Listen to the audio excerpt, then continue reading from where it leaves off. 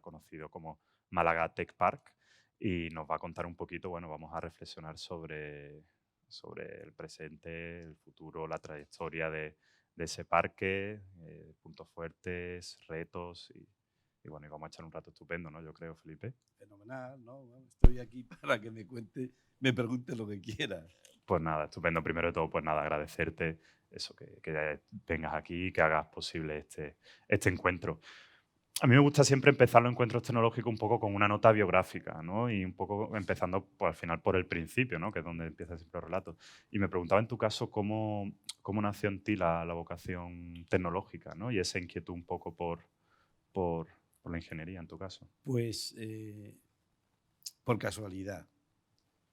Yo vivía en Soria, estudiaba el bachillerato, hice preu y después me tenía que ir a estudiar a Zaragoza. En aquel tiempo esto de Castilla y León no existía. Bueno, sí, no existía, ¿no? Pero los sorianos nos íbamos a estudiar a Zaragoza.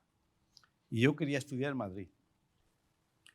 Y entonces un amigo mío que iba de una promoción mayor a la mía, pues se apuntó a estudiar Teleco.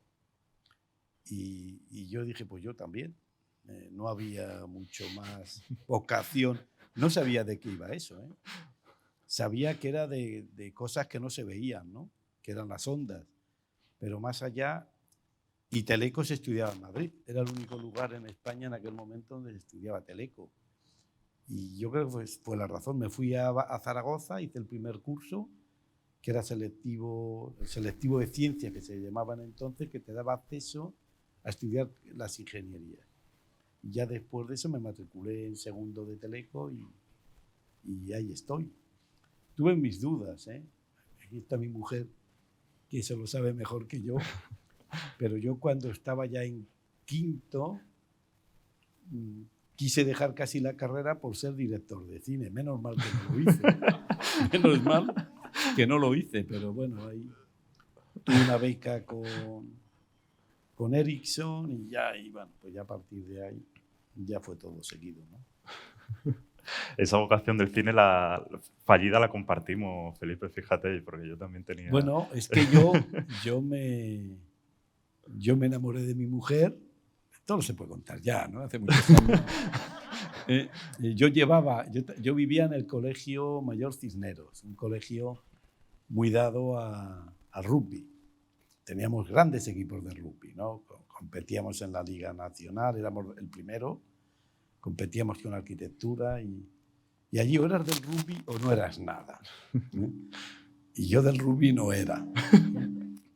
Entonces, pues me dediqué a llevar el cine, la sociedad de cine que funcionaba, contratábamos una película y nos la intercambiábamos entre todos los colegios de alrededor, de forma que hiciéramos 6 colegios durante el fin de semana, pues veíamos 6 películas y poníamos películas a todas horas, porque íbamos llevando, los rollos eran rollos de 35 milímetros y los íbamos llevando de un colegio a otro. Qué bueno. Mi mujer era la jefa del Teresa, otro colegio mayor que se había trasladado del centro a la ciudad universitaria y ahí nos conocimos intercambiando rollos de películas. Cuando Estuvo entra, bien. cuando entra Málaga en la ecuación. Pues mira, vivíamos en Estocolmo. Pasamos un invierno magnífico en Estocolmo, rodeado de frío. Descubrimos, cuando íbamos, pues salíamos de nuestra casa, íbamos a, no me acuerdo a qué sitio, pero descubrimos que el camino por el que volvíamos por la noche, cuando llegó la primavera, se convirtió en un lago. No lo sabíamos, ¿no? Eso para que se hagas una idea que era aquello de Estocolmo. Y luego había un lugar, bueno, un lugar no, el supermercado del barrio, que yo recuerdo que teníamos una cajera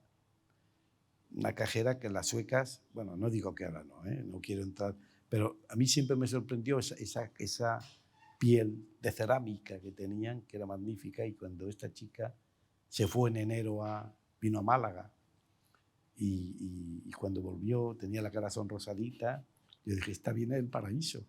Y luego ya me llamó un amigo, José Tomás Entrambas Aguas, que hay un puesto de trabajo en Málaga. Yo ya no lo dudé. No conocíamos Málaga, ni mi mujer ni yo. Pero dije, vamos al paraíso. Y nunca nos arrepentimos de venir a Málaga. ¿En torno a qué año puede ser? Pues eso fue el 79, 78, 78, 78. En esa Málaga en la que aterrizáis, ¿qué relación con la tecnología había? Pues mira, lo primero que vimos, nosotros que éramos madrileños de verdad, y habíamos vivido en Madrid, y bueno, yo creo que todavía somos un poco madrileños, ¿no? Pero era como descender de la Champions a la regional más baja que tú te puedes decir, ¿no? Málaga no había nada, aunque sí había, ¿eh? Sí había. Curiosamente, Málaga, con respecto a la primera ola de innovación del parque, fue la electrónica, tenía fábricas de electrónica relevantes. Nosotros que veníamos a construir Secoisa, que luego fue Fujitsu, estaba Citesa, la que hacía todos los teléfonos del país. Había también estaba Siemens, que hacía condensadores. Bueno, está bien. Y Sofotón, que yo creo que fue un poco más tarde, o por aquella época cuando se creó. Sí, Málaga tenía un buen escenario con respecto a la tecnología, un escenario bastante bueno, pero nosotros cuando llegamos aquí no lo vimos. Nosotros vinimos a trabajar al polígono El Viso, a una nave que no lo entendíamos cómo nos habíamos metido allí. Luego se inauguró la fábrica en el Guadalhorce, la que está ahora, muy, muy bonita, y así empezó todo, ¿no? Aquí en Málaga. En aquella Fujitsu había muchos de los ingenieros que luego dan forma a muchos de los actores clave, ¿no? de la Málaga tecnológica, no solo el parque tecnológico. Menos mal. Yo en el año 80 por ahí, 80, 81, no recuerdo la fecha, fui nombrado director general director del laboratorio que se llamaba de I+D, de Investigación y Desarrollo, de la fábrica de Fujitsu en Málaga, y eso España en Málaga. Y allí teníamos un gran equipo yo creo que uno de los equipos más relevantes en investigación y desarrollo que nunca ha tenido España. Hicimos el sistema Tesis, que era un sistema de conmutación de paquetes. Tú imagínate en el año 80, que empezaban los microprocesadores, a hacer una máquina que tenía 500 microprocesadores que trabajaban en cooperación. Bueno, aquello era una locura y lo hicimos. Y además hicimos que la fábrica ganara dinero con lo que hicimos. Fuimos capaces desde aquí de pasar a la fábrica un producto y que se podía fabricar. Éramos jóvenes, como yo siempre digo, felices indocumentados, pero indocumentados en el sentido que no sabíamos lo que teníamos por delante, ¿no? Hacíamos redes locales, con Fujitsu hicimos ordenadores. Los japoneses venían aquí a intentar tumbarnos, porque los japoneses eran gente muy seria, y siguen siendo gente muy seria, y venían con la idea de que los ordenadores, no podíamos hacer una panda de 130 personas aquí en Málaga, hacer ordenadores que compitieran con Fujitsu, no podíamos. Y ellos intentaban, de una forma técnica, hacer que no funcionara, y funcionaban. Y bueno, hicimos también ordenadores que se vendieron en España, fruto de la tecnología de Fujitsu, como te decía, redes locales, hacíamos modem, hacíamos de todo. Y además compitiendo en las últimas tecnologías. Ahora que se habla mucho de microelectrónica, hacíamos microelectrónica, competíamos con Intel, hacíamos cacharritos que fueron los que hacía Cisco en aquel momento, y nosotros éramos una empresita, estábamos ahí como grupo, pero Cisco empezó en nuestra época y lo nuestro, hombre, al menos era igual, no te voy a decir que era mejor, ¿no? Al menos era igual. Y vivíamos muy bien. Entonces eso fue nuestra vida, fue una década, la década de los 80 que vivimos todos esos desarrollos y éramos, ya te digo, un grupo de investigación de referencia. Comentas que no sabíais obviamente todo lo que iba por venir, pero todo lo que iba a pasar, todo lo que se iba a convertir en Málaga y demás, pero si recuerdas, no sé, algún tipo de conciencia de semilla, de algo, no sé, ¿había esperanza? Vamos a ver cómo te cuento esto.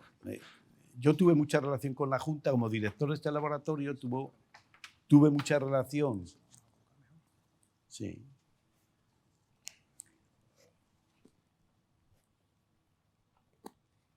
tuve mucha relación con la Junta de Andalucía porque en aquel momento que estaba de presidente Escuredo tenía mucho interés en desarrollar esta tecnología, ¿no? De hecho, luego fue Pepe Rodríguez Borbollá que se inventó aquello de Andalucía a la California europea y bueno, todo esto de tecnología era muy relevante. Yo recuerdo que en la antesala del despacho de Rafael Escuredo había una gran foto de la fábrica de Fujitsu, la que teníamos aquí en el Valle del Guadalhorce. Y a partir de ahí un día me comentan que quieren hacer un parque tecnológico, rondaría el año 80, y que lo querían hacer en Málaga. Entonces, pues claro, aquello fue un elemento muy relevante porque también estaba ya previsto, unos años más tarde, surge la Expo 92 de Sevilla, ¿no? Y se hace un estudio en el año 85 para hacer un parque tecnológico que lo encarga la Junta, una consultora japonesa que se llamaba Tecnova, que al final era japonesa, pero lo hicieron aquí un par de españoles en Madrid, el trabajo. Pero el trabajo venía a determinar que había que gastarse 30.000 millones de pesetas para hacer el parque. Cuando eso lo vio la Junta, cogió el papel y lo metió en un cajón. 30.000 millones de pesetas era mucho dinero en aquel momento, ¿no? Y fruto de ese tema fue el Consejo Social de la Universidad de Málaga, que estaba de presidente Pepe Pérez Palmis, que estaba el alcalde Pedro Aparicio, cuando el presidente de la Confederación de Empresarios hizo una proclama diciendo que sea el alcalde en que lidere los esfuerzos de toda la sociedad. Era un poco las fuerzas vivas de Málaga, ¿no? Y estaba todo el mundo para hacer el parque tecnológico. Y así se quedó. Fue José María Flores, el presidente de los empresarios. Entonces Pedro Aparicio se lo tomó en serio y se puso a hablar con la Junta. Bueno, total, que en el año 87 ya consiguió firmar un convenio entre la Junta y el Ayuntamiento para hacer el parque tecnológico. Hicieron una junta de compensación, que es un instrumento urbanístico para desarrollar el parque. Se ponía dinero para hacer la urbanización y se deshizo el parque. Pero llegaron a pensar que necesitaban una entidad de gestión. Y esa entidad de gestión, pues ahí entré yo en la trampa. Fue una trampa aquello. Porque Pepe Pérez Palmis, yo estaba de secretario en el Consejo Social y dice al alcalde, joder, pues Felipe es el hombre para hacer el parque. Yo no lo tenía nada claro. Y me quise escapar, lo que pasa es que me salió mal. Porque le dije, oh, es que los japoneses no me van a dejar. No me van a dejar. Confiando que los japoneses no me dejaran. Pero cuando el alcalde de Málaga manda una carta a los japoneses no pueden quedar mal con el alcalde. Le dicen, bueno, porque se dedique un poco de tiempo y tal, parcial. Y ya caí en la trampa. No pude decir que no, lógicamente, y ahí empezó todo el desarrollo del parque, ¿no? La pregunta que me hacía era referente a Sevilla, ¿no? No sé en qué contexto, porque eso fue en el año 90. El parque se crea, bueno, ¿qué día es hoy? 17 de abril. Bueno, pues creo, 18. Dentro de 2 días cumplimos 33 aniversarios desde el aniversario de la Constitución de la Sociedad de Gestión. Eso me acuerdo siempre porque años más tarde me dijeron que había una canción que se llama 20 de abril del 90. No sé si tú conoces esa canción, es de Celtas Cortos. Y bueno, yo no he oído la canción, pero eso lo tengo para que no se me olvide, ¿no? Y entonces ahí ya cuando fui nombrado consejero delegado inicialmente, una dedicación parcial, y nos ponemos a hacer el parque. Cuando nos ponemos a hacer el parque, seguir un poco como se hacía, la sociedad de gestión era un instrumento con 45 millones de pesetas de capital social y muy poco. Y por otro lado estaba la Junta de Compensación, que aquello era un lío porque no se sabía, había 2 entidades para gestionar el parque. Y ahí surge un follón muy gordo en el año 92, un follón muy gordo, porque el gobierno de Felipe González, en el mes de julio del año 92, da incentivos fiscales a la Expo, a lo que sería luego el parque de Cartuja. Y aquí la gente se alborotó. Los viejos, que algunos hay por aquí, pueden recordar ese fenómeno. El principio de octubre, yo creo que se organizó la mayor manifestación que nunca se ha hecho en Málaga. Digo la mayor porque allí estaban todos, los estudiantes de Teleco, los sindicatos, estaba el PP, no sé cómo se llama el PP, pero el PP, estaba la Cámara de Comercio, todos juntos, en defensa del parque tecnológico, porque claro, la gente pensaba con buen criterio, yo no creo, decía, pues si la Expo, los que habíamos ido a la Expo vimos que aquello era, bueno, un reino feliz, ¿no? Y aquí teníamos una urbanización vacía, pues todo el mundo, y además le dan incentivos fiscales, pues, ¿qué va a pasar del parque de Málaga? ¿No? Pues que iba muy mal. Entonces, así empezó un poco una gran disputa en el principio del parque.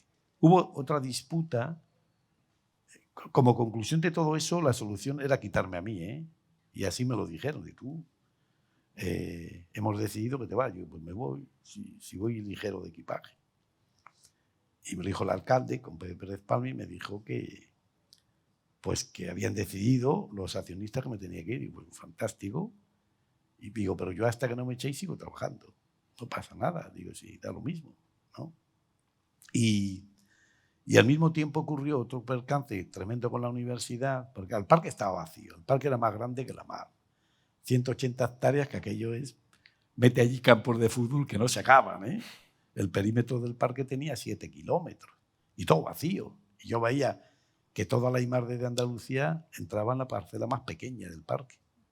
Aquello era tremendo. Pero todo este alboroto social que se había provocado, siempre se busca un culpable. Y el culpable, que era el más fácil, era yo, ¿no? Entonces, se provocó ese tema. Al mismo tiempo, un poco antes, se provocó otro gran conflicto con la Universidad de Málaga. Porque ya que el parque lo teníamos vacío, decíamos, bueno, si metemos ahí a la universidad, por lo menos aquello da la sensación de que ya la universidad, la idea era poner los edificios de las tecnologías, los telecos, los informáticos, los industriales, que en ese momento estaban empezando. Y había donde se ponían los edificios, si en el parque o en la universidad. Nosotros al parque para que aquello tuviera un poco de gracia, ¿no? Hubo una gran pelea entre el rector y el que era José María Martín Delgado y el alcalde Pedro París. Estarían los periódicos, todo el mundo se alborotó con ese tema.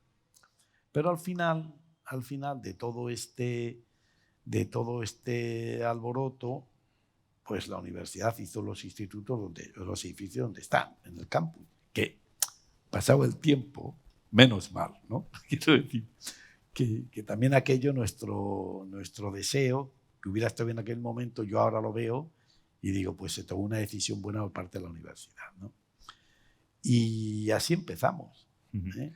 El conflicto con Sevilla se provocó por todo esto que estoy contando. ¿Qué pasó? Pues que cuando se inauguró el parque nos dejaron en paz.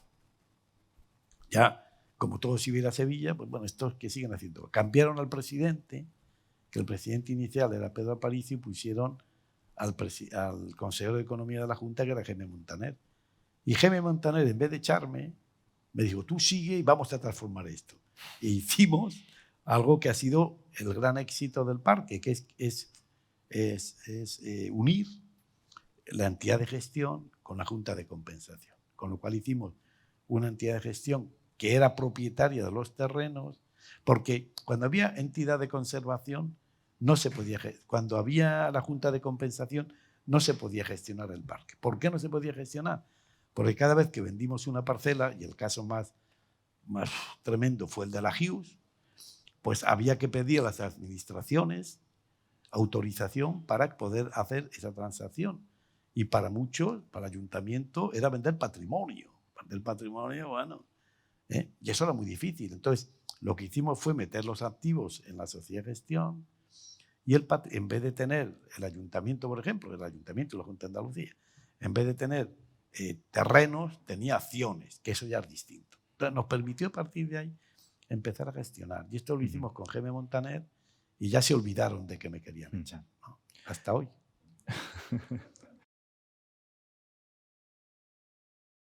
Superficie de terreno desproporcionada incluso para lo que había realmente en aquel momento, ¿no? Y empieza el parque si no me equivoco, con 8 empresas y 130 empleados. Ahora tiene más de 600 compañías y 22.000 trabajos. 25.000 ya. Más de 25.000. Bueno, mal contados, podemos decir 25.000. Los datos que hemos dado este año son 24.000 y pico, y en empresas unas 650 aproximadamente. Los datos del año 22, ¿no?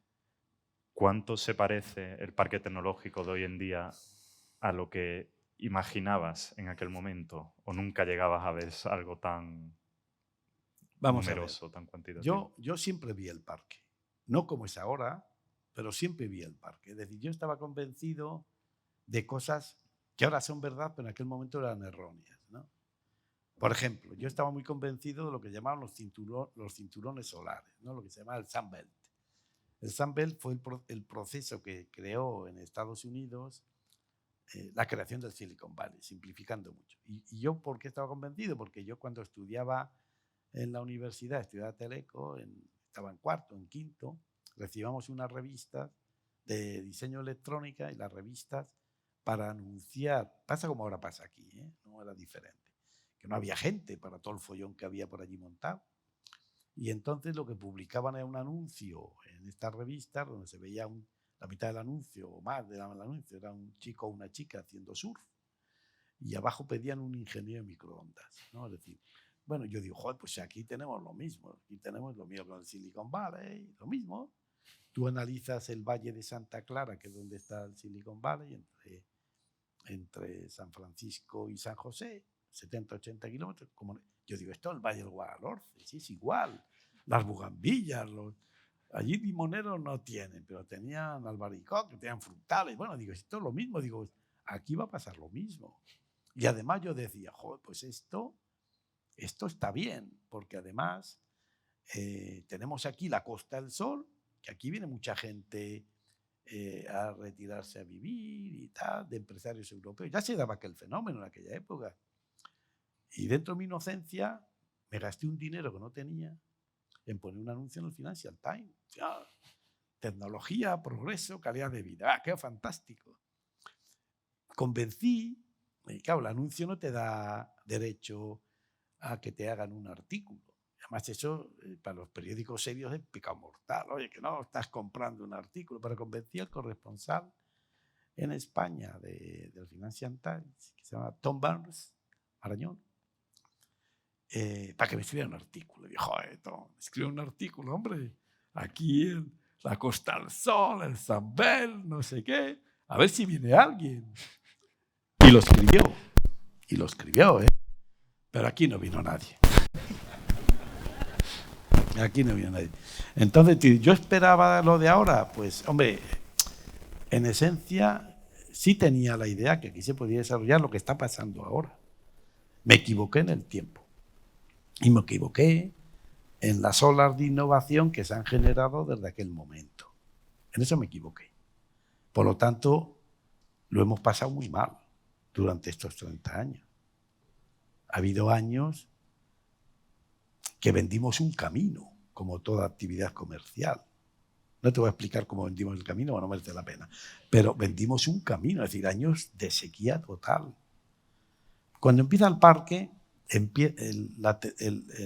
la oleada de innovación que genera el desarrollo de los sistemas de innovación, los ecosistemas de innovación, se generan por las tecnologías que dominan. Era la electrónica. Y allí estábamos relativamente bien, porque teníamos, lo que te he contado, las fábricas de electrónica que teníamos en Málaga. Estaba bien, hoy teníamos un colectivo importante, teníamos, después de Madrid y Barcelona, era donde más telecos había, en fin, estaba bien aquello, ¿no? Y nos buscamos, y tuvimos la suerte de, en un viaje que hizo Pepote, José Rodríguez de la Borbolla, al Silicon Valley, algo inédito que se trajo la Hughes, algo inédito, ¿eh? Tú que hagas un viaje y te traigas una multinacional, no ocurre nunca, nunca, ¿eh? Joder, pues esto está bien, tenemos aquí la Hughes, tenemos no sé qué, pero resulta que el mercado mundial de fábrica de electrónica era muy pequeño. ¿Y cómo íbamos a llenar el parque que estaba lleno de parcelas de empresas de electrónica? Pues mal. Eso duró hasta el año 89. En el año 89 ocurre algo que parece de chiste, pero que nos dio el gran salto en el desarrollo del parque. Surge Internet. Antes, cuando tú empiezas el parque, no había internet. Aunque había una receta que para hacer un parque había que poner mucha fibra óptica, mucha fibra óptica. Cuanto más fibra óptica, mejor era el parque. Joder, nosotros nos hinchamos a tirar fibra óptica, ¿eh? Pusimos cientos de kilómetros de fibra óptica, que no servía para nada. Pero, joder, uno cuando hacer un parque tú tenías que leerte lo que pasaba por el mundo. Había recetas y había... Cuando yo llené aquello de fibra óptica, que gracias al gobierno, que nos dio mucho dinero para poner la fibra óptica, para una fibra óptica que era para algo que nunca funcionó. Hicimos un proyecto de fibra óptica que nos lo hizo Ingenia para usar, yo no me acuerdo cómo se llamaba aquello, pero era lo de las páginas amarillas que se veía por un terminal y pusimos, que era como para que esos terminales pudieran relacionarse con la fibra óptica. No, no pusimos nada.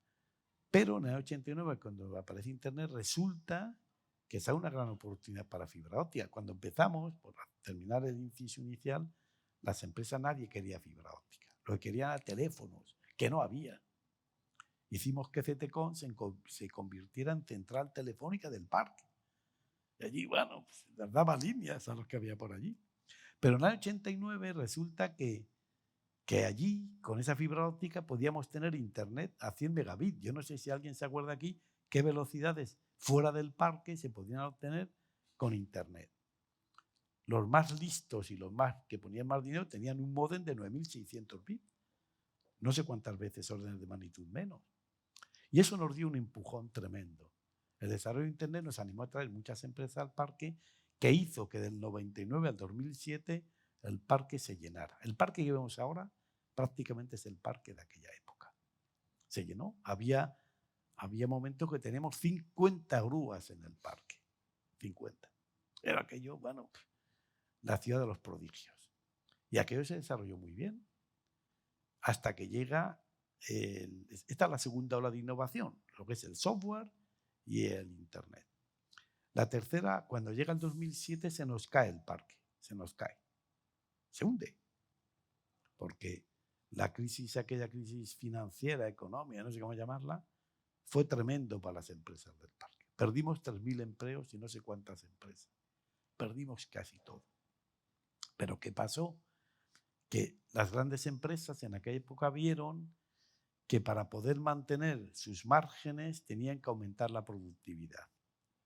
Y aumentar la productividad significaba cambios importantes en sus sistemas de gestión. Y esos cambios importantes, lo que ahora se llama la digitalización, en aquella época era parecido a esto. Era utilizar el desarrollo del software para poder competir en el mantenimiento de los márgenes. Así nos viene aquí OP+. OP+ es un invento del BBVA que le dicen que para aumentar 7 puntos de los parámetros de productividad tiene que montar un centro de servicios fuera del banco. OP+. Que OP+ es la mayor startup que hemos tenido nunca en el parque. Empezó por el 2007, por ahí, no sé, 2007, 2008, y llegó a tener tiene ahora 2.500 empleos. Posiblemente sea una de las empresas más grandes de Andalucía, de Málaga, seguro. Y así nos pasó también con Oracle. Oracle viene aquí, ahora es otra cosa, pero Oracle viene aquí porque los costes que tiene por Europa, con toda la gente que tiene que trabajando con los clientes, dice, ¿y si yo concentro un grupo de clientes en un lugar barato y mando esos clientes a los destinos cuando se necesiten? ¿No? Claro, el tema es decir, ¿yo cómo desplazo a la gente de un sitio para otro? Resulta que aquí en Málaga los vuelos de bajo coste fueron el instrumento fundamental. Ir a cualquier lugar de Europa, bien organizado, ida y vuelta 70 euros. No era un coste apreciable. Y entonces se crea esta ola, esta nueva ola, que no existen las olas de innovación del mundo. En ese periodo de crisis todo fue un desastre. Sin embargo, aquí no. De hecho, aquí creamos 5.000 puestos de trabajo. Si perdimos 3.000, creamos 5.000, pues más o menos, ¿no? Creció el parque poco, pero creció. Y luego lo último de todo esto es el año 2015, 2016, donde cambia otra vez todo. Ahí eso se parece mucho más al parque que yo quería, ¿no? Porque la digitalización, las tecnologías digitales, lideradas por la inteligencia artificial, la ciberseguridad, el 5G, todo esto, ¿no? Pues resulta que se empieza a desarrollar. Y ahí sí hay mercado, ahí sí tenemos mercado, ¿no? Y esto lo que hace que vengan empresas y que puedan venir empresas y tal, que esto se desarrolle. Porque ahí sí hay, ahí ya cuando había electrónica no había mercado. Y con lo demás, bueno. Pero aquí hay tecnologías digitales y hay mucho mercado. No solo tienes que ser una empresa de tecnología, de alta tecnología, las empresas de servicios, las consultoras se tienen que meter a desarrollar tecnología. Aquí teníamos, por ejemplo, Accenture, antes Coritel, que estos eran desarrolladores de software de COBOL, que eso era una cosa, y de pronto pasan por necesidad de mercado a desarrollar la inteligencia artificial y se convierten en líderes de inteligencia artificial. Y de joder, esto lo cambia absolutamente todo. Es decir, no solo las empresas consultoras, las empresas financieras, en fin, todas las empresas grandes necesitan integrar la reconversión de la digitalización, fundamentalmente por simplificar la inteligencia artificial. Y eso es un elemento de transformación, que del 16 al 20, bueno, el parque empieza a crecer y sobre todo a transformar su fisonomía y a jugar con un mercado nuevo. Pero llega el COVID y el COVID da un salto exponencial al proceso del parque, en dos procesos. Cuando en marzo del 2000, ¿no? 2020, nos mandan a todos a casa, de las 18.000, 19.000 personas que vienen al parque, se vacía. Y solo se quedan 1.000 o 1.000 y pico, que son las empresas más industriales que no cerraron. Pero eso crea un proceso que es lo que se puede llamar el teletrabajo. El teletrabajo cambia todo, porque el teletrabajo da, ¿cómo se llama esto? Bueno, no lo sé, da fuerza al trabajador. Antes, si ibas a hacer una entrevista y decías, joder, ¿te interesa o no te interesa el puesto de trabajo? Y no te interesa o no te interesa, yo ya te llamaré. Pero ahora no. Ahora va el trabajador y parece que es el teletrabajador el que examina a la empresa. Yo, ojo, yo teletrabajo, no sé qué, no sé cuánto. Claro, ha cambiado totalmente el modelo. Y eso lo transforma todo. Lo transforma todo. Y por otro lado, creamos un club de empresarios del parque. Málaga Tech Park, ESEX. Cuando empezó el parque, que no teníamos a nadie en el parque, yo dije, joder, ¿a quién ponemos de interlocución con los políticos? ¿A quién ponemos? Yo no soy, pues yo soy la Junta, yo no sirvo. De lo que yo me digan, niño, tú cállate. Pero si ponemos un grupo empresarial, la interlocución es diferente. Y entonces creamos, antes de inaugurar el parque, en el año 91, creamos la asociación IDEA, que era los pocos empresarios que había en el parque, que eran 3 y el del tambor, y las empresas grandes de Málaga que querían cooperar con el parque. Se apuntaron todas, la Telefónica, la Sevillana, ahora Endesa, bueno, se apuntaron todas. Y con eso creamos una asociación empresarial que estuvo funcionando hasta el 2000, hasta el año 2000, y fue muy buena. Nos ayudaba a promocionar el parque por el mundo, interlocución con los políticos, estuvo muy bien. Pero la cerramos porque ya en el año 2000 ya iba por otro lado. Y a mí se me ocurre en la pandemia crear este club. Y resulta que convocamos a las 40 empresas más relevantes del parque y algún resto de la asociación IDEA que quedaba. Y mi sorpresa fue que lo hicimos por la tele, por videoconferencia. Mi sorpresa fue que se conectaron todos. Si yo en el parque los llamo para tener una reunión, hubieran ido 3 y el del tambor también. Porque esta gente, llamamos a los jefes, a los empresarios, a los directivos. Esa gente está de viaje, pero estaban en casa y pudieron acoplar la agenda. Y cuando creamos este club, nos damos cuenta, inicialmente, esto Ezequiel Navarro achuchó mucho, pero nos damos cuenta de que estos empresarios que compiten unos con otros quieren cooperar. Y yo digo, oh, esto es lo que yo quería. Porque en el fondo, de lo que yo siempre he querido y lo que yo siempre me ha preocupado es crear un ecosistema virtuoso de innovación. Un ecosistema virtuoso de innovación se basa en la cooperación. Yo tenía en el parque 600 empresas en aquella época que estaban todas separadas, juntas, pero que no cooperaban. Y de pronto, cuando tú ves que quieren cooperar, ¿cooperar en qué? Pues cooperar en trabajar con la universidad, cooperar en la búsqueda de gente. Porque la gente dice, aquí tenemos que tener mucha gente para que no me los quiten, ¿vale? Quiero decir que no, ya contrataré yo alguno, pero fundamentalmente para que no me los quiten. Si aquí tenemos mucha gente que sepa programar y sepa inglés, que es la clave de esta historia, luego se les forma, pero si no sabes programar y no sabes inglés, tienes una barrera muy importante. Entonces, pero si creamos muchos, pues mejor para todos. Ese es otro asunto. Lo que llamamos la vertebración del ecosistema, o el desarrollo del ecosistema, que se basa en conocerse. Conocerse las empresas que están uno al lado de otro. El otro día estuvimos viendo a Iguay este viernes pasado. Y resulta que, claro, la gente te cuentan lo que hacen y tú intentas, oye, pues esto podemos hacer una cosa con esto y con lo otro. Ese fue otro grupo.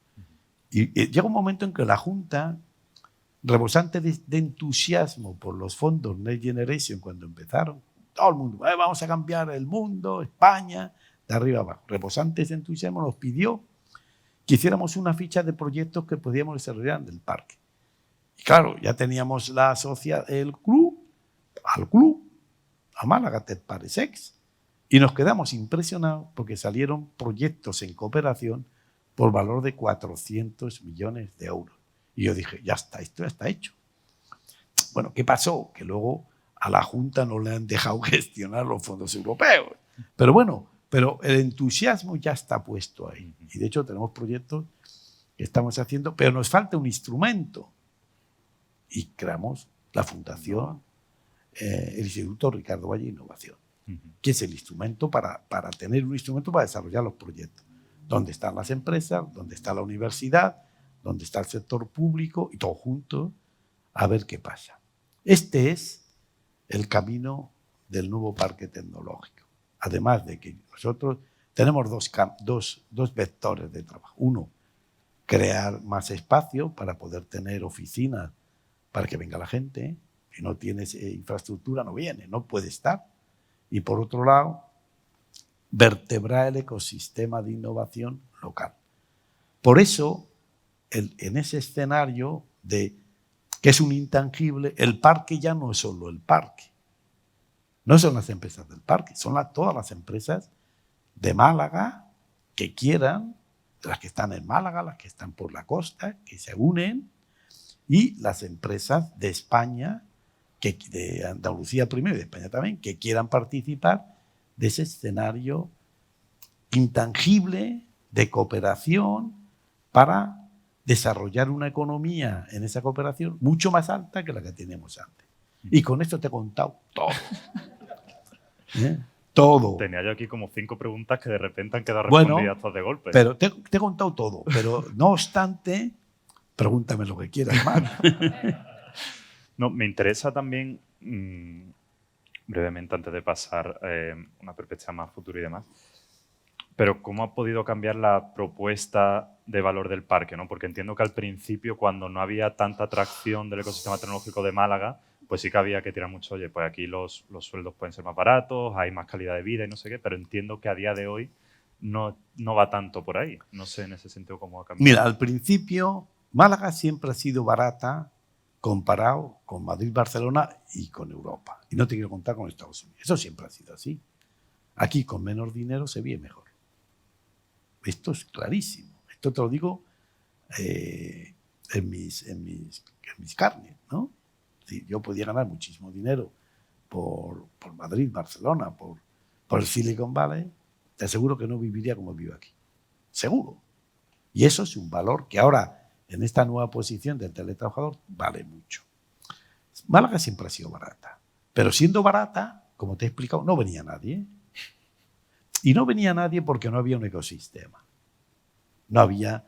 Si tú quieres montar una empresa de 1.000 trabajadores en desarrollo de software, vas a un sitio que haya por lo menos 10.000. No vas a un sitio que hay 10 o que hay 100. Entonces, esto es un proceso de desarrollo. Y el ecosistema se ha ido desarrollando. Una crítica que ha habido siempre, bueno, eterna en los periódicos, qué poco se paga en el parque. Yo digo siempre, los sueldos más altos de Málaga están en el parque. Luego hay sueldos baratos, claro. Cuando un teleco empieza de práctica, puede ganar 600 euros. Bueno, ¿y? El tema no es lo que ganas ahora, es tu evolución, tu capacidad de evolución a lo largo del tiempo. ¿Y ahora qué pasa? Que ahora los sueldos, ahora yo creo que hay una especie de burbuja de sueldo. Ahora no hay gente, o hay gente que, bueno, paga. Entonces, además de que te dejan hacer lo que quieras, teletrabajar, hacer lo que hay y tal, además de eso, pues te pagan más. Bueno, eso está fantástico. Es fantástico. Porque eso es lo que te permite, de alguna forma, desarrollar el ecosistema. Desarrollar el ecosistema. Aquí, de todas formas, fíjate, aquí es mucho más sencillo conseguir gente que en Madrid. Y el nivel de rotación es mucho más pequeño. Nosotros tenemos en el parque un 1%. Un 1% de 25.000, ¿cuántos son? 250. Gente que vive en Madrid, trabaja en Málaga.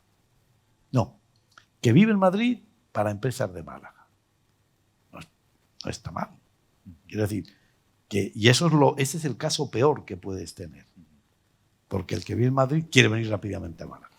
Que le mantengan el sueldo de Madrid, que aquí se convierte en el rey del mambo. Claro. Pero quiero decir, que en todos estos procesos que están pasando en el parque, que están girando muy rápidamente, están ocurriendo todo este tipo de cosas, ¿no? Otro de los asuntos que reincidentemente en los periódicos se ha hablado en torno al parque tecnológico durante mucho tiempo ha sido el tema de la movilidad, ¿no? Eso a mí, yo sufro mucho con ello. Porque mira que llevo yo años, a lo mejor 20, que no exagero, eso, pon movilidad, Felipe, Romera, PTA, y pon 2007, a ver si sale algo. Seguro que sale algo. Nunca me han hecho caso. Bueno, no, es verdad. Cuando llegó el PP, me hicieron caso, pero no suficiente. No suficiente. Porque el problema del parque, ahora te cuento lo de la movilidad, que es muy curioso, pero el problema es que nosotros solo tenemos una línea de autobús, el 25 y el 19, pero el 19, bueno, 19 es igual que el 25, da un poquito más de rodeo, es decir, desde el centro, desde la Plaza Toros hasta el parque, todas las líneas de directa. La gente vive por muchos sitios, vive fuera de Málaga, fuera. El metro es fundamental, el cercanías es fundamental, pero yo ya cuando lo digo me río, porque es lo mismo de siempre, no consigo. Estuve a punto de entrar en cercanía, estuve a punto de que estuviera en el metro. El metro, cuando Vicente Granados, bueno, pobre amigo nuestro y pobre fallecido, ¿no? Pero era secretario general de la Junta de Andalucía, se pagó un dineral, bueno, lo que costara, digo, un dineral por animar, ¿no? Para hacer el proyecto del metro al parque. Y cuando ya estaba hecho, me llama a mí el del metro y me dice, mira, Felipe, hemos visto que el metro no tiene capacidad. Digo, vamos a ver, pues poner otro vagón, vamos a ver, ¿no? Dice, mejor el cercanía. Digo, ¿pero me haces tú el cercanía? Dice, no, digo, tío, patas para adelante. ¿Por qué es necesario el metro, el cercanías y todo? Estamos hablando de movilidad sostenible. Movilidad sostenible. Y nosotros hemos hecho una foto que va a variar. Que la gente vive el 59% en la ciudad y el resto, un 8% vive fuera de la provincia, un 7% de esos viven en Andalucía, fundamentalmente en Cádiz y Granada, y un 1% fuera de Andalucía, fundamentalmente Madrid. Esta es la foto del parque. Pero si yo lo que quiero, necesitamos movilidad sostenible. Sostenible, es decir, autobuses, trenes, metros, eso es clave. Y además el parque lo estamos diseñando para 50.000. Esto nadie se lo cree. Dijo, Alfalibre está sonado, ¿no? 50. Pues estamos haciendo para 50.000. Vamos a tener espacio para 50.000 en infraestructura y yo estoy convencido que con un mercado como el digital, ¡bah!, se va a llenar. Pero tendrás que tener a los de Alaurín, a los de Marbella, a los de Nerja, tendrás que poner un sistema de comunicación para que no vengan todos en coche. Eso es lo menos sostenible que hay. Y dice, bueno, que sean coches eléctricos. Bueno, si los quieras cargar, necesitas una central nuclear para cargar eso, ¿eh? Pero vamos, más o menos. Bueno, sin embargo, si tienes el cercanías estaría muy bien. Cercanía que va desde Fuengirola hasta el parque y tal. Bueno, algunas veces hemos hecho pruebas que nos han salido muy mal. Cuando empezó el parque, y además, luego más adelante con el ayuntamiento, por decirlo todo, hicimos un proyecto de que el cercanías fuera al parque y había un autobús del ayuntamiento que lo metía en el parque. ¿Sabes cuántos montaron ese autobús? 3 o 4. Bueno, en el cercanía. ¿Por qué? Porque la frecuencia que tenía el cercanías es de 1 hora. 1 hora, ¿dónde vas? La movilidad sostenible es la clave. ¿Pero qué está pasando? ¿Qué está pasando? Ahora nosotros queremos hacer una encuesta con las empresas de Málaga, con EPAM, por ejemplo, con Vodafone. ¿Dónde vive la gente que trabaja ahí? No vive en Málaga, ¿eh? No vive en Málaga. La costa, ¿no? Bueno, unos viven en Málaga, lo mismo que en el parque. Unos viven en Málaga y otros viven en la costa. En Málaga es muy difícil vivir ahora. No hay sitio. ¿Vale? Entonces, ¿qué pasa por las mañanas a Málaga? El follón que teníamos nosotros, que es lo que nos arregló el Partido Popular cuando llegó a la Junta, que nos puso un carril bus y aquello corrió. Ya no hay atascos para llegar al parque, no hay. Pero tú vente ahora a ver cómo se llega desde cualquier sitio a Málaga por la mañana. No se puede entrar, unos atascos tremendos. Entonces, el parque resulta que se ha metido en un sitio que es en el centro de lo que algunos llamamos la ciudad global, que es, tú pinchas el parque y pinchas con un compás, una isócrona de 45 o 50 minutos y te coge desde Estepona hasta Nerja y hasta Antequera casi.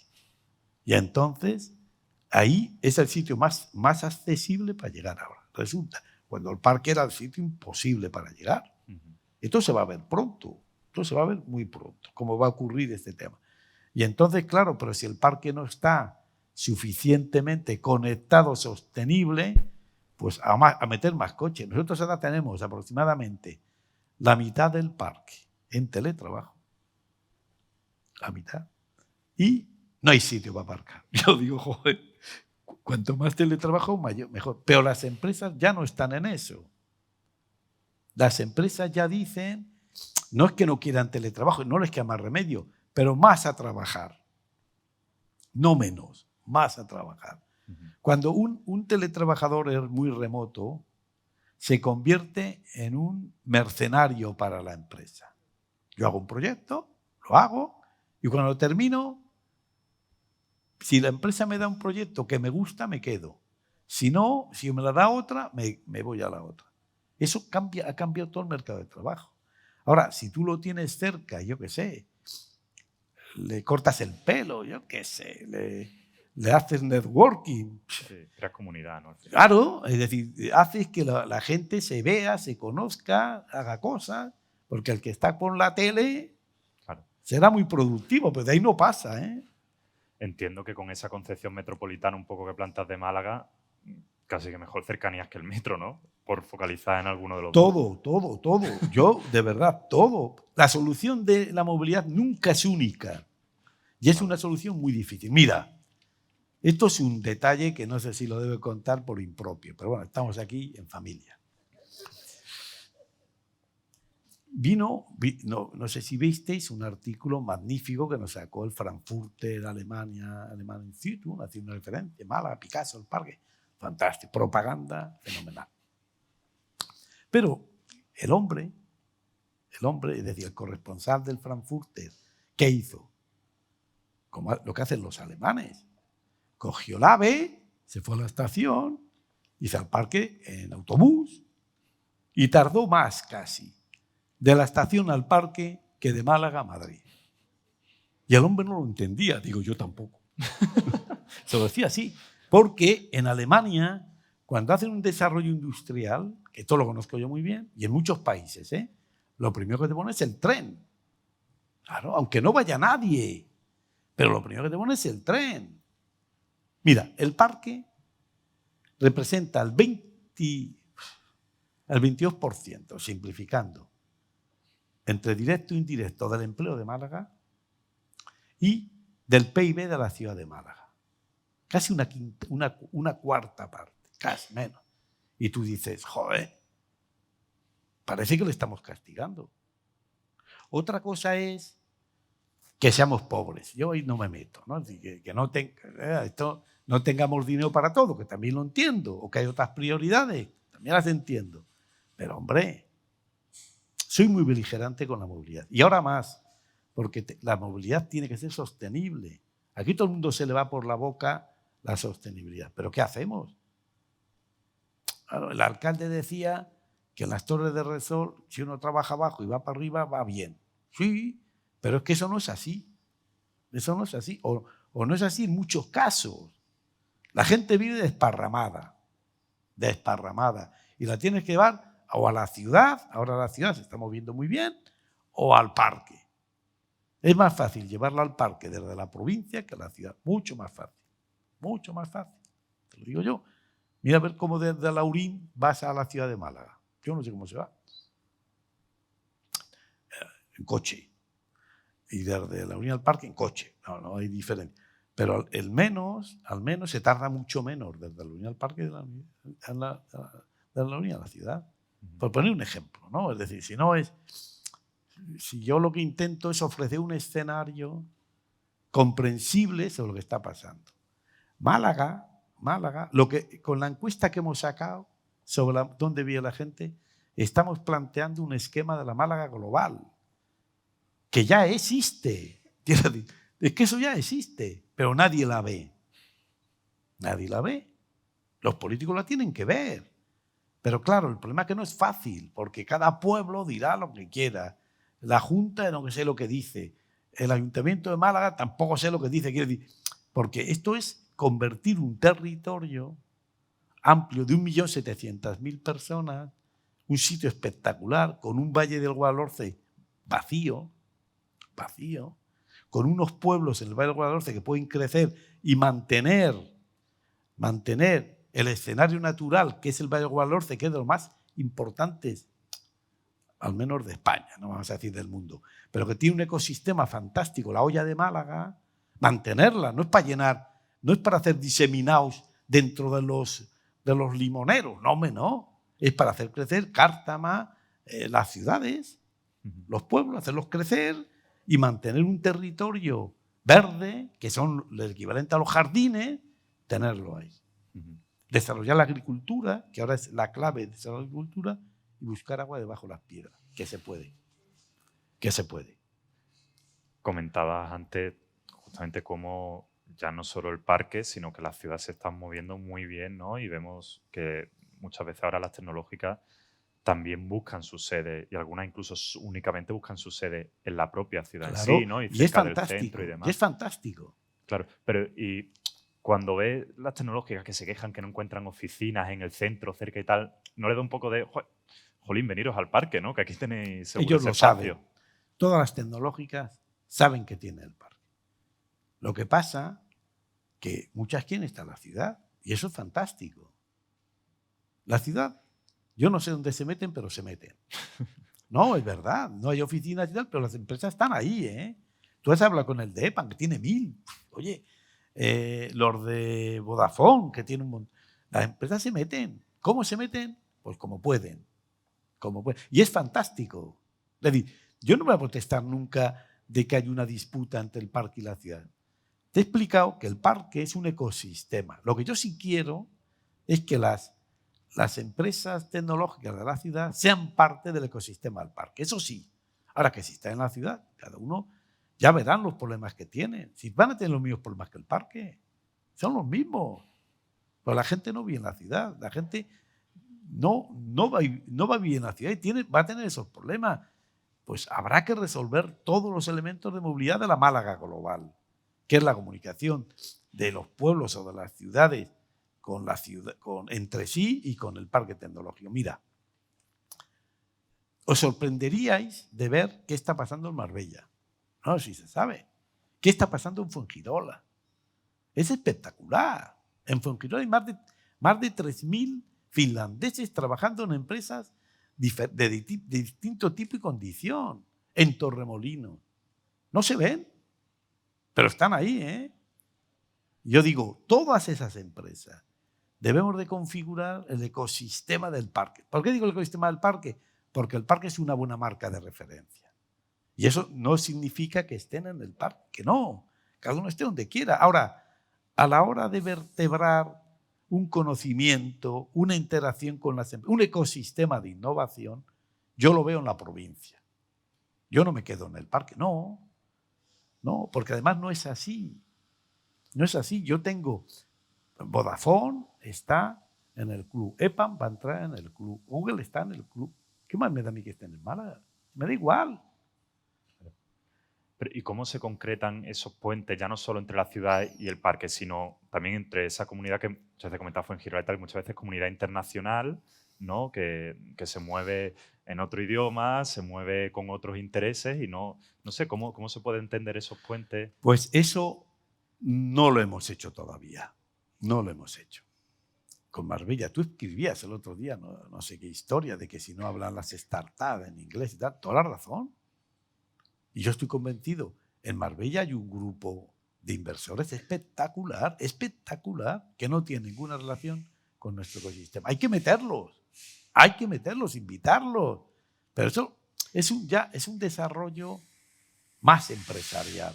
Por eso yo el protagonismo del ecosistema es un protagonismo empresarial, no un protagonismo del parque. No, en el Instituto Ricardo Valle es un instituto empresarial, estamos nosotros, somos un poco, ahí tenemos muchas cosas, pero es un ecosistema empresarial, totalmente empresarial, que son los que tienen que propiciar ese tipo de relaciones. Nosotros podemos ser un poco los muñidores, los que animemos, los que pongamos puentes con el mundo político. Sí, todo eso lo podemos hacer, pero es un ecosistema empresarial, de convencimiento.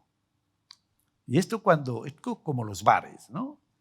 ¿Dónde se pone un bar? Por donde hay otro. Si tú ves un lugar, un ecosistema donde se te recibe con los brazos abiertos y donde tú puedes sacar valor empresarial, es decir, ganar dinero, vamos, esto va de eso, no va de ser un poco una ONG, no. Esto para ganar dinero, las empresas, y puedes desarrollar nuevos productos y servicios, te entras. Eso es un ecosistema virtuoso. Y ese es mi objetivo y el objetivo del parque en los próximos años. Es decir, yo veo el parque con eso mucho más vertebrado. Que nos falta camino por hacer. Eso, estamos en mantillas. El Instituto Ricardo Valle se creó el año pasado. Estamos ahí empezando, sacando proyectos. Vamos a dar muchas sorpresas con la microelectrónica. No digo más. Pero así tiene que ser con todo. Ser referencias españolas, europeas, esa es la ambición. Esto no es para hacer 4 proyectitos, no, hay una gran ambición ahí.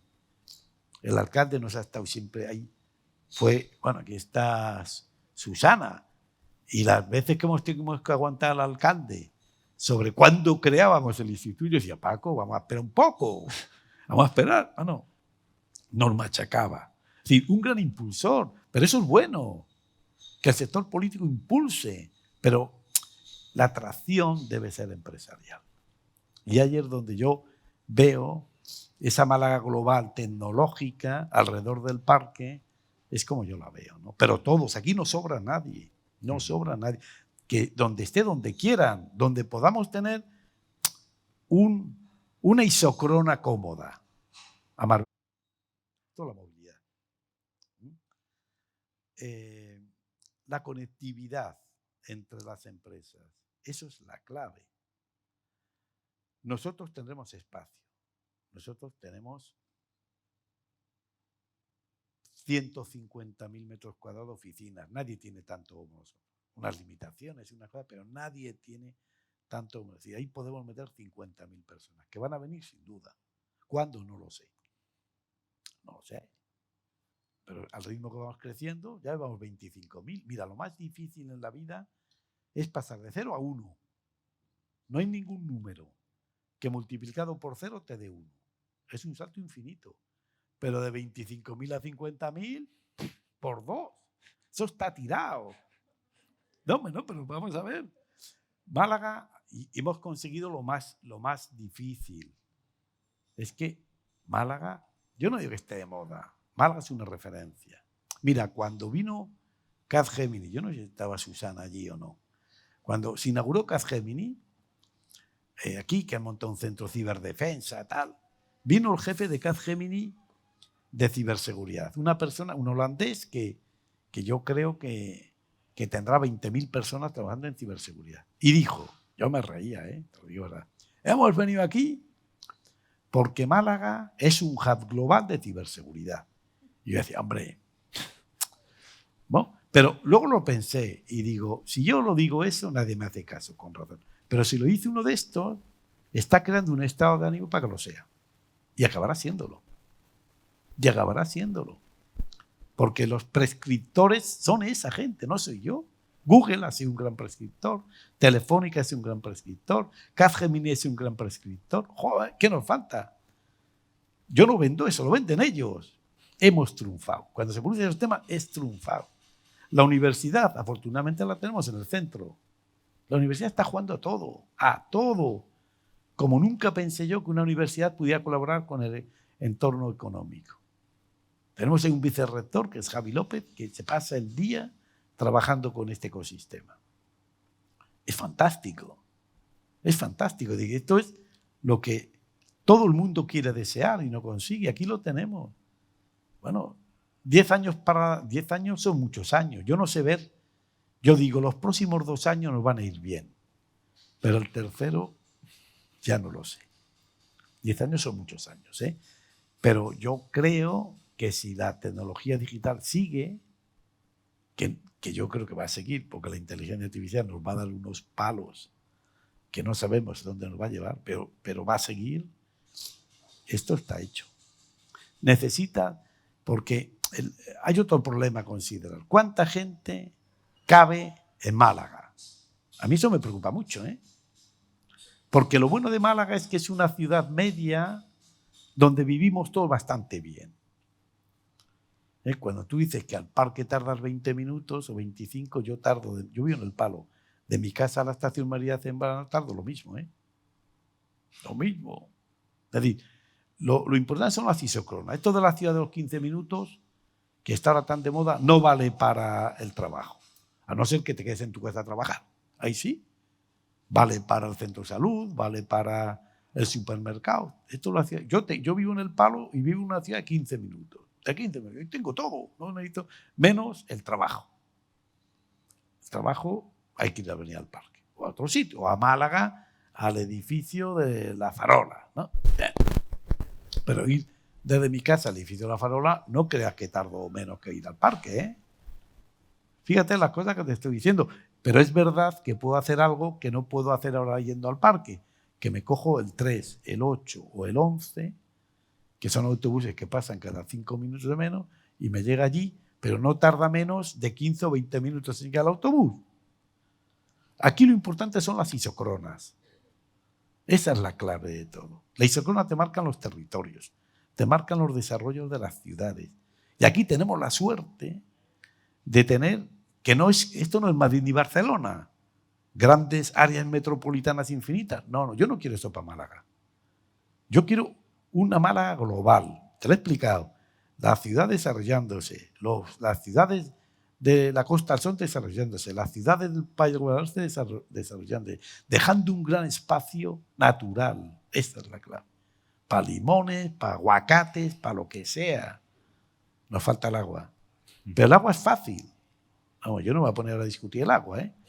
Pero el agua, teniendo el mar y teniendo sol, el agua es fácil, no sigo. El que pueda pensar en teniendo el mar y teniendo sol, el agua es fácil, porque conseguir el agua es energía. Pues si tenemos aquí energía del sol, toda la que quieras y más. Felipe, comentabas, y ya con esto prácticamente termino, pero que es un tema que me apasiona y creo que la conversación lo merece también. Pero comentabas también cómo eso, por ejemplo, cuando llegaban de Capgemini y decían, bueno, un hub global de ciberseguridad, te decía, uy. Y es verdad que sí que siento que en muchos sentidos la atracción de empresas se ha construido en torno a ese estado de ánimo, en torno a ese relato, en torno a ese discurso voluntarioso de convertirse, de ser realmente ese hub, ¿no? Y no sé, a ti alguna vez, por ejemplo, te he escuchado decir, bueno, Málaga, Silicon Valley, no, quitarse tanta pretensión, ¿no? No sé si a veces casi que conviene un poco decir, oye, no habléis tan bien de mí, no lo sé. No, mira, Málaga no es un Silicon Valley. El que vaya al Silicon Valley verá que esto no tiene nada que ver. Tiene que ver en cómo el desarrollo económico se puede desarrollar a través del desarrollo tecnológico. Eso sí, eso sí. Y en Málaga, te digo, podemos crecer un montón. Porque si tú analizas las profesiones donde nuestra juventud puede ganar más dinero, siempre son profesiones tecnológicas o digitales. Luego, podemos ofrecer a nuestros malagueños, que muchos están en paro, por una falta de distorsión en lo que tienen que estudiar. Ahí la formación es clave, pero que la gente se forme en inglés y en programación, que es bastante sencillo. Tampoco hay de falta ser un artista para aprender inglés, y muchos camareros de la costa hablan inglés. Y aprender programación, vamos, se aprende fácil si lo enseñan en los colegios. Y entonces puedes ofrecer a tus malagueños, no a la gente que viene de fuera, no, a los malagueños puedes ofrecer un nivel de económico muy bien para que se sientan más contentos de vivir en Málaga. Eso sí. Ahora, tú dices, a nosotros Málaga se ha puesto, la referencia de Málaga como elemento ahora de valor en el mundo se basa en dos hechos. En el caso de Google y en el caso de Vodafone. Pero el caso de Google es una startup del parque. Una startup. Y a Bernardo Quintero que se dijo que nos iba allí a Estados Unidos. Bueno, pero es una startup. El parque se ha desarrollado en base a empresas. Aquí se habla mucho de las startups de Málaga. Mal hablado. Aquí la startup de Málaga, el Bernardo, que ya es Google, que no es una startup, pero una startup, de Joaquín Cuenca, que es fantástico, de los del fútbol, que son también fantásticos, es un invento de Joaquín Cuenca, donde intervino, y de Luis Hernández. Pero eso está bien, pero bueno, son startups de hace 15 años. El parque, el desarrollo del parque es con startup. Los Cetecones, las Ingenia, los Optimi, los Novasoft, estos han permitido que grandes empresas globales vengan al parque, y este es el desarrollo que ha dado valor, y son startups. Ahora ya no ocurre eso, y eso te abre un melón que no vamos a cerrar hoy. En Málaga ya no se desarrollan startups de esas características. A mí me tiene muy preocupado, porque el parque se ha desarrollado como lo que ha hecho Joaquín Cuenca, ahora ya no, lo ha vendido, ¿no? Se ha desarrollado en base a startups que han crecido sin financiación, ojo, sin rondas de inversión y sin nada, y que han sido compradas muchas de ellas por muchas multinacionales, o que continúan de startup. Te pongo 3 ejemplos. El Ezequiel, el Antonio Mediato y el Antonio Gómez Guillamón. Soy startup. Antonio Gómez Guillamón tiene no sé cuántos, 600 personas. Vamos. Nuestro amigo Antonio Mediato lo vi sacó por ahí. 100 millones. Yo digo, 100 millones, madre mía. Mi ilusión es que una startup facture 1.000 millones. He escrito una novela solo para cumplir esa ilusión. Yo seré feliz, en esa novela lo soy, porque consigo que una empresa facture 1.000 millones. ¡Qué mi ilusión! Pero ya tengo una que factura 100. ¡Joder! No está mal. No está nada mal. Entonces, bueno, Este es el. Ahora, sin embargo, las startups no son así. Y nunca ha habido más oportunidades para desarrollar startups en Málaga como ahora. Nunca. Aquí, grupos para crear startups, la Farola, la universidad, el parque, la Junta de Andalucía. Bueno, y sigo. Ahora los de Giants. Bueno, sigo, va. Y yo no sé decir, tú a lo mejor sí que hablas con muchos, cuál es la startup de referencia del año pasado en Málaga. Alguna habrá, ¿eh? Pero yo no lo sé decir. Y eso es un error. Tenemos que saber, esté donde esté. Esto es lo que te digo yo del ecosistema. Y cómo enchufamos a los de Marbella, a los de Madrid. Mira, el desarrollo de las startups en Valencia se ha hecho por el de Mercadona, que no ha hecho una cosa, que no, tampoco es una cosa batida al cohete, pero ha sido el elemento básico para que se desarrollen allí las startups. Que los de Málaga se van a Valencia. Porque las startups se van donde están los elementos de financiación, que están en Madrid, Barcelona y en Valencia. Y aquí los tenemos, pero no los vemos. O no interactúan. Pero eso es uno de los retos más interesantes que tiene ahora Málaga, que tú lo has explicado en algún momento. Pero es uno de los retos más interesantes. ¿Dónde están las startups malagueñas? Las buenas. A ver, habrá 500, todos los 500, muchas. ¿Pero dónde están? ¿Quién me puede decir a mí 3 startups de Málaga buenas? Joder, luego van por ahí y ganan premios. Yo digo, joder, ¿estos quién los conoce? ¿No? Es decir, a ver las islas, pero no se les ve. Y tienen que interactuar. Una startup no es un elemento aislado que se desarrolla y tal. No, tiene que interactuar. A ver si del Instituto Ricardo Valle es capaz de interactuar con las startups. Yo confío mucho en eso. Pero bueno, vamos a ver.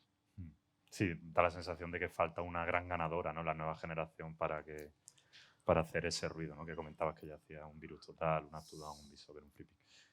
No quiero ya, bueno, yo me tiraba aquí muchísimo más rato, la verdad, porque estoy encantado y trata un montón de temas súper interesantes, pero bueno, imagino que a lo mejor el público quiere plantear alguna cuestión antes de tomarnos ya una cervecita, que seguro que a mucho le apetece. ¿Alguna cuestión por el público? Muchas ganas de cerveza ya, por lo que veo entonces. Bueno, pues entonces vamos directamente a ello. Muchas gracias a todos por venir.